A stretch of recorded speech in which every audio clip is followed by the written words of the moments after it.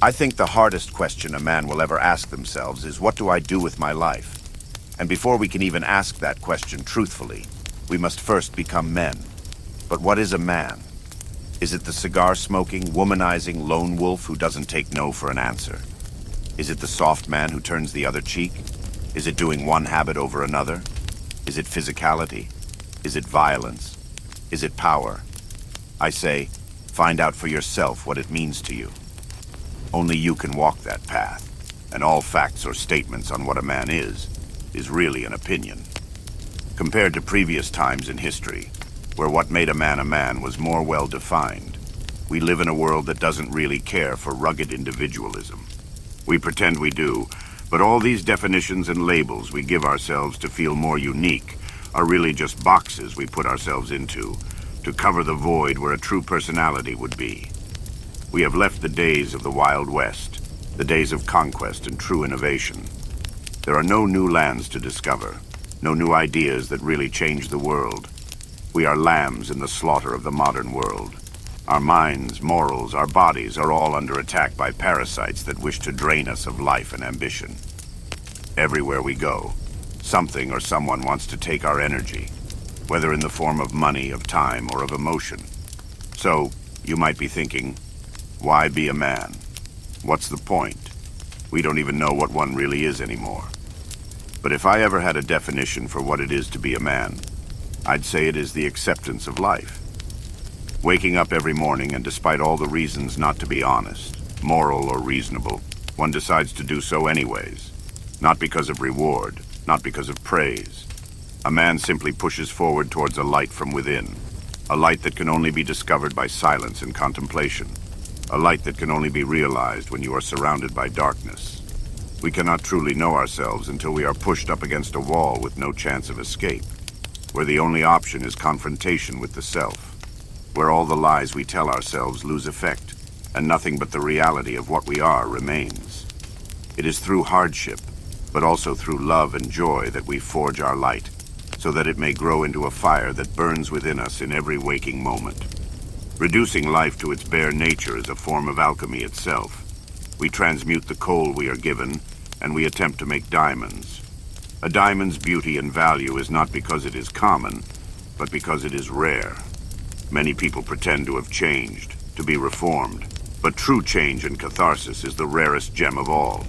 It takes grit, and it takes soul to withstand the waves of life and remain optimistic and moral. It is so easy to slip into darkness, and to never return.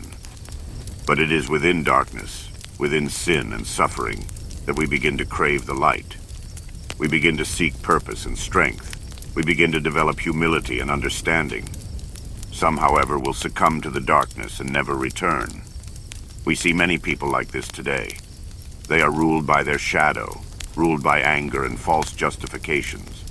They see oppression everywhere, they feel subjugated, they feel angry. But they have not learned one of the great lessons of life. That life is hard, and it is hard for everyone.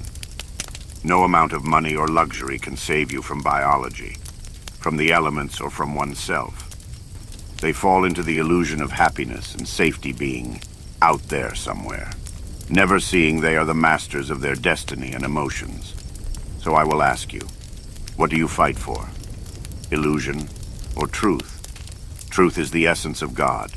Deceit and lies are the agents of misfortune. Just as much as cold is the absence of heat, evil alone is simply the absence of God and thus truth. But how do we know truth? This is the hardest part.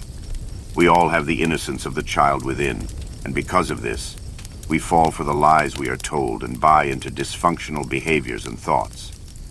Most people do what they do, not because of evil, but because of innocence.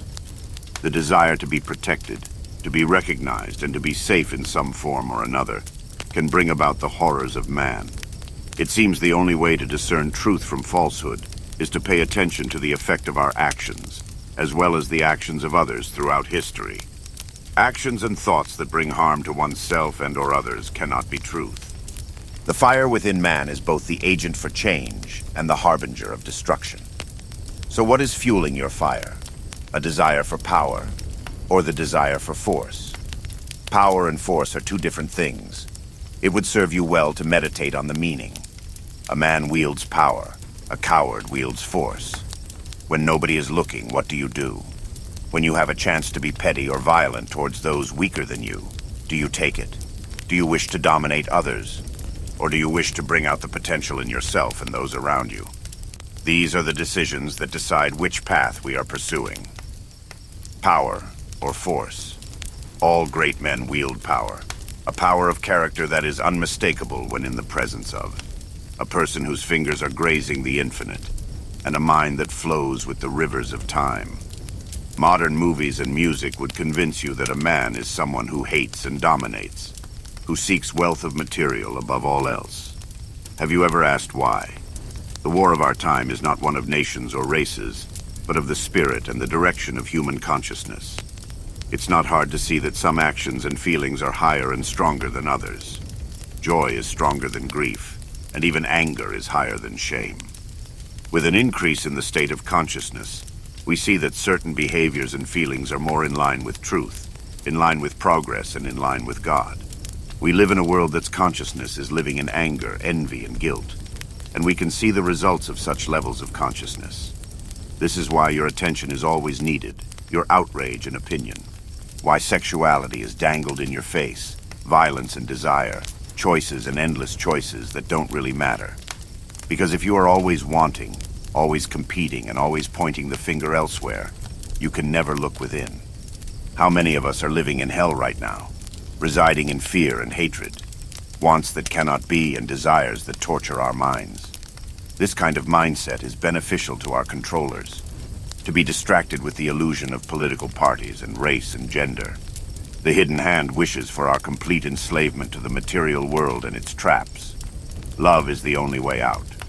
Love is not just platonic. Love is attention and focus. And many people do not realize how much love there really is. With the right mind, we can see love in many things. If our minds and hearts are open, we can see that a box made with love gives off an unmistakable energy, whereas something made robotically will lack this. All things give forth an intense aliveness, but those made and cared for with love give off an unmistakable aura. We have all felt the love of a pet, the kind words of a stranger, or the caring touch of another. It is in those moments we feel at peace and feel the force that is love, that is God. It is never separate from you. It is always within. These words are not meant, however, to deflect from our current reality. We must learn to defend ourselves in idea and in body. We must try and protect those that cannot protect themselves. Because in the end, you may abandon your body, but you must not abandon your honor. These concepts are abstract, of course, but when felt they are more real and transcendent than reality itself. If we do not stick to our word and honor ourselves and our convictions, we are nothing but beasts. If we do not protect those weaker or show mercy, how can we truly be strong? We live in a time where we are pushed to think like animals but expected to act as humans. I say accept you are both, but live for the latter. Shame and guilt are tools of the ego. Even when you blame and put yourself down, you are really juicing your ego and the illusion it provides. They did this, they did that, I am right, and they are wrong. All of this gives us a kick of sorts. Part of the process of becoming a man is to stop feeling bad for yourself. Look for the lesson and stop blaming others as though it will change anything. It is childish and self-defeating. Even if every desire you ever had was satisfied, every wish granted, you would still be left wanting. True satisfaction is not possible in this world. Instead of feeling sorry for yourself, accept the role you have here and do your best. When do we stop and take time to look at a tree? Look into the sky and feel the sun. How much do we stop all distractions and just be with the moment we are in? These things are the genius of a child and those who are among the dying, acceptance of the present, and the acknowledgement of the eternal moment. So I dare you to find out what you are through trial and error, joy and pain. Be fluid, be open of heart and mind. Protect what cannot protect itself and be a servant of truth. All it takes is intention and small steps every day. You don't need to change the world or leave a legacy. You don't need to be rich or be feared by others. You don't need to be big or strong. You only need the fire. One that will push through all darkness, and one that warms the hearts of those around you. Like a moth to a flame, purpose will find you. Happiness, joy, and love are all within you.